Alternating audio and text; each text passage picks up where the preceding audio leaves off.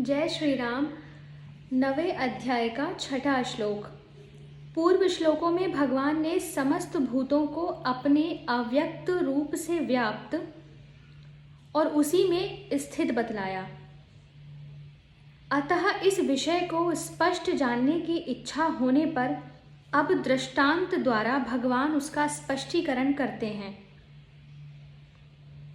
यथाकाश स्थितो नित्यम वायुः सर्वत्र गो महान् तथा सर्वाणि भूतानि मतस्थानित्युपधारये। यथाकाश स्थितो नित्यम वायुः सर्वत्र गो महान् तथा सर्वाणि भूतानि मतस्थानित्युपधारये। अर्थात जैसे आकाश से उत्पन्न सर्वत्र विचरने वाला महान वायु सदा आकाश में ही स्थित है, वैसे ही मेरे संकल्प द्वारा उत्पन्न होने से संपूर्ण भूत मुझ में स्थित हैं, ऐसा जान। जैसे आकाश से उत्पन्न सर्वत्र विचरने वाला महान वायु सदा आकाश में ही स्थित है, वैसे ही मेरे संकल्प द्वारा उत्पन्न होने से संपूर्ण भूत मुझ में स्थित हैं, ऐसा जान। प्रश्न है, यहाँ वायु को सर्वत्रग और महान कहने का क्या अभिप्राय है? उत्तर है कि भूत प्राणियों के साथ वायु का सादृश्य दिखलाने के लिए उसे सर्वत्रग, सर्वत्र विचरने वाला और महान कहा। अभिप्राय यह है कि जिस प्रकार वायु सर्वत्र विचरने वाला है, उसी प्रकार सब भूत भी नाना योनियों में भ्रमण करने वाले हैं, और जिस प्रकार वायु महान अर्थात अत्यंत विस्तृत है, उसी प्रकार भूत समुदाय भी बहुत विस्तार वाला है। प्रश्न है, यहाँ नित्यम पद का प्रयोग करके वायु के साथ सदा आकाश में स्थित बतलाने का क्या अभिप्राय है? उत्तर है कि वायु आकाश से ही उत्पन्न होता है, आकाश में ही स्थित रहता है और आकाश में ही लीन हो जाता है। यही भाव दिखलाने के लिए नित्यम पद का प्रयोग किया गया है। अभिप्राय यह है कि सब अवस्थाओं में और सब समय वायु का आधार आकाश ही है। प्रश्न है कि जैसे वायु आकाश में स्थित है, उसी प्रकार सब भूत मुझ में स्थित हैं, इस कथन का क्या अभिप्राय है? उत्तर है, आकाश की भांति भगवान को सम, निराकार, अकर्ता, अनंत, असंग और निर्विकार तथा वायु की भांति समस्त चराचर भूतों को भगवान से ही उत्पन्न, उन्हीं में स्थित और उन्हीं में लीन होने वाले बतलाने के लिए ऐसा कहा गया है। जैसे वायु की उत्पत्ति, स्थिति और प्रलय आकाश में ही होने के कारण वह कभी किसी भी अवस्था में आकाश से अलग नहीं रह सकता, सदा ही आकाश में स्थित रहता है, एवं ऐसा होने पर भी आकाश का वायु से और उसके गमनादि विकारों से कुछ भी संबंध नहीं है, वह सदा ही उससे अतीत है। उसी प्रकार समस्त प्राणियों की उत्पत्ति, स्थिति और प्रलय भगवान के संकल्प के आधार होने के कारण समस्त भूत समुदाय सदा भगवान में ही स्थित रहता है, तथापि भगवान उन भूतों से सर्वथा अतीत हैं और भगवान में सदा ही सब प्रकार के विकारों का सर्वथा अभाव है। विज्ञान सहित ज्ञान का वर्णन करते हुए भगवान ने यहाँ तक प्रभाव सहित अपने निराकार स्वरूप का तत्व समझाने के लिए उसकी व्यापकता, असंगता और निर्विकारता का प्रतिपादन किया। अब अपने भूत भावन का क्या है? जो भूतों को उत्पन्न करे। भूत भावन स्वरूप का स्पष्टीकरण करते हुए सृष्टि रचनादि कर्मों का तत्व समझाने के लिए पहले 2 श्लोकों द्वारा कल्पों के अंत में सब भूतों का प्रलय और कल्प के आदि में उनकी उत्पत्ति का प्रकार बतलाते हैं। श्लोक संख्या 7।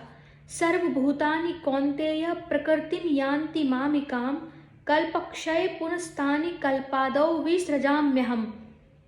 अर्थात हे अर्जुन, कल्पों के अंत में सब भूत मेरी प्रकृति को प्राप्त होते हैं, अर्थात प्रकृति में लीन होते हैं, और कल्पों के आदि में उनको मैं फिर रचता हूँ। हे अर्जुन, कल्पों के अंत में सब भूत मेरी प्रकृति को प्राप्त होते हैं, अर्थात प्रकृति में लीन होते हैं, और कल्पों के आदि में उनको मैं फिर रचता हूँ। प्रश्न है कि कल्प क्षय किस समय का वाचक है? उत्तर है, ब्रह्मा के एक दिन को कल्प कहते हैं और उतनी ही बड़ी उनकी रात्रि होती है।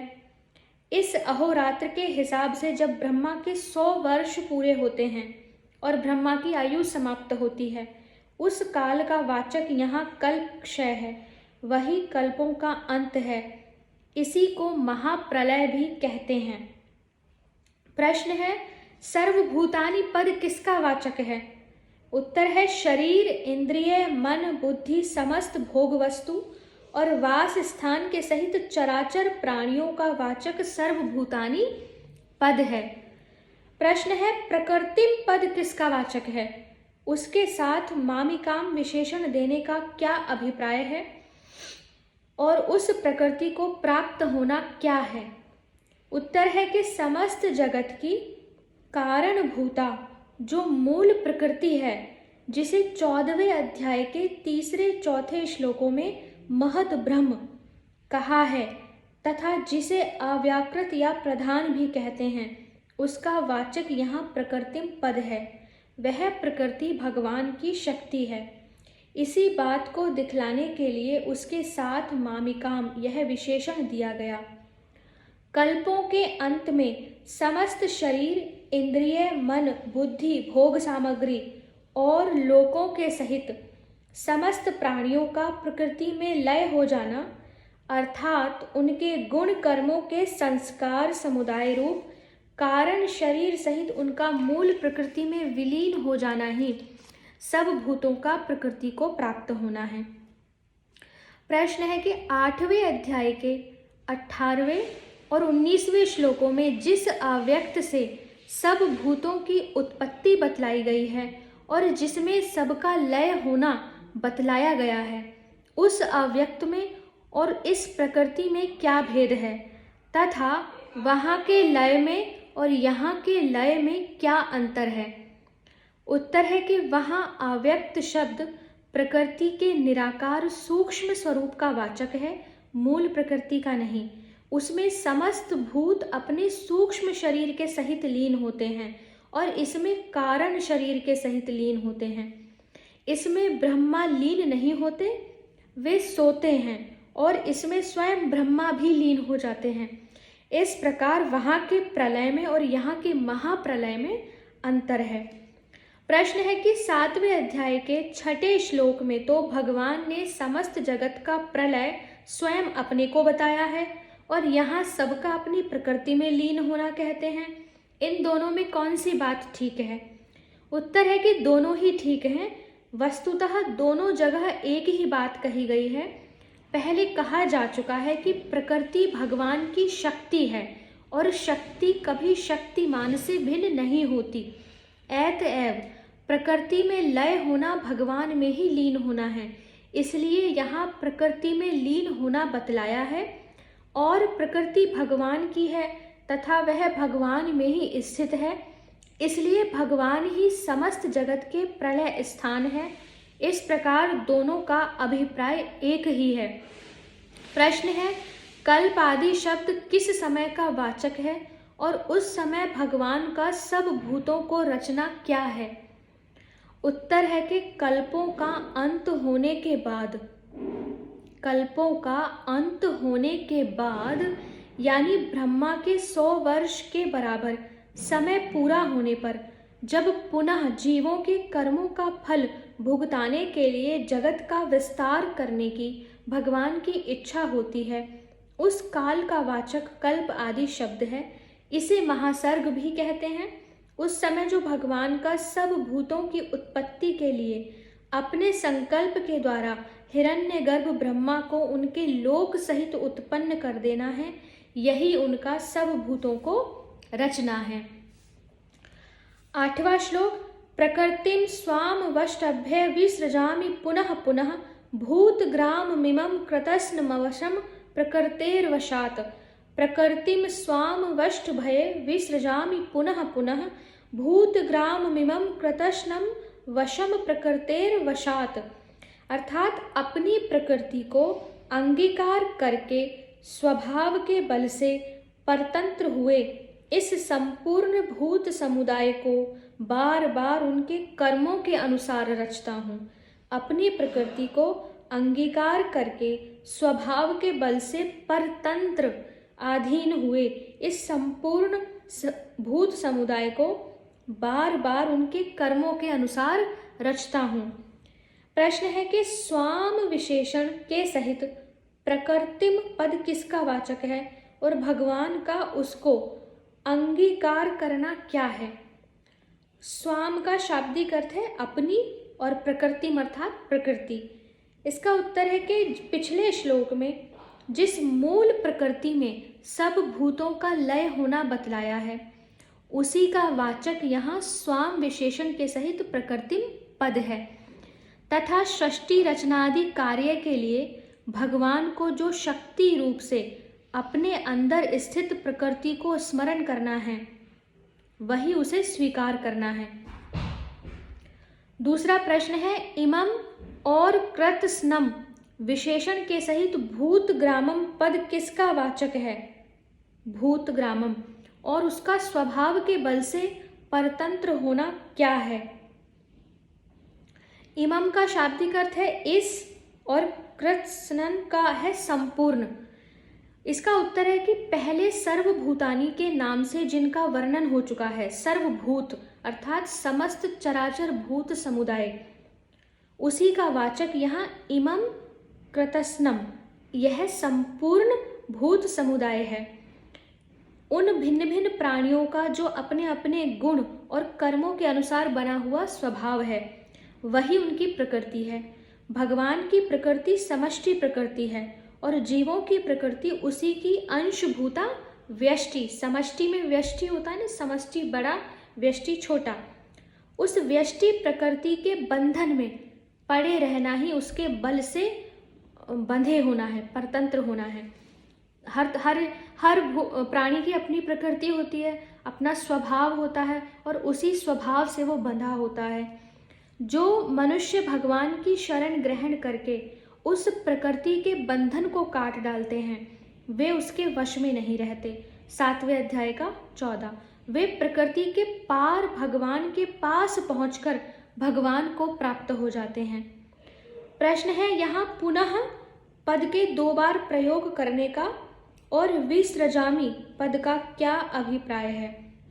तो उत्तर है कि पुनः पद का 2 बार प्रयोग करके तथा विसृजामि पद से भगवान ने यह बात दिखलाई है कि जब तक जीव अपनी उस प्रकृति के वश में रहते हैं तब तक मैं उनको बार बार इसी प्रकार प्रत्येक कल्प के आदि में उनके भिन्न भिन्न गुण कर्मों के अनुसार नाना योनियों में उत्पन्न करता रहता हूँ। इस प्रकार जगत रचनादि समस्त कर्म करते हुए भी भगवान उन कर्मों के बंधन में क्यों नहीं पड़ते? अब यही तत्व समझाने के लिए भगवान कहते हैं, श्लोक संख्या 9, न च माम तानि कर्माणि निबध्नन्ति धनंजय उदासीन वदासीन मसक्तम तेषु कर्मसु। न च माम तानि कर्माणि निबध्नन्ति धनंजय उदासीन वदासीन मसक्तम तेषु कर्मसु। हे अर्जुन, उन कर्मों में आसक्ति रहित और उदासीन के सदृश स्थित मुझ परमात्मा को वे कर्म नहीं बांधते। हे अर्जुन, उन कर्मों में आसक्ति रहित और उदासीन के सदृश स्थित मुझ परमात्मा को वे कर्म नहीं बांधते। प्रश्न है कि उन कर्मों से कौन से कर्मों का लक्ष्य है और उनमें भगवान का आसक्ति रहित और उदासीन के सदृश स्थित रहना क्या है?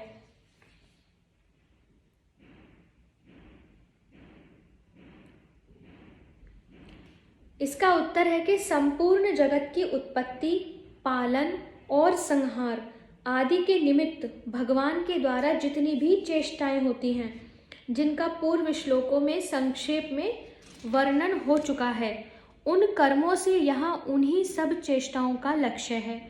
भगवान का उन कर्मों में या उनके फल में किसी प्रकार भी आसक्त न होना, आसक्ति रहित रहना है और केवल अध्यक्षता मात्र से प्रकृति द्वारा प्राणियों के गुण कर्म अनुसार उनकी उत्पत्ति आदि के लिए की जाने वाली चेष्टा में कर्तृत्वाभिमान से तथा पक्षपात से रहित होकर निर्लिप्त रहना, उन कर्मों में उदासीन के सदृश स्थित रहना है।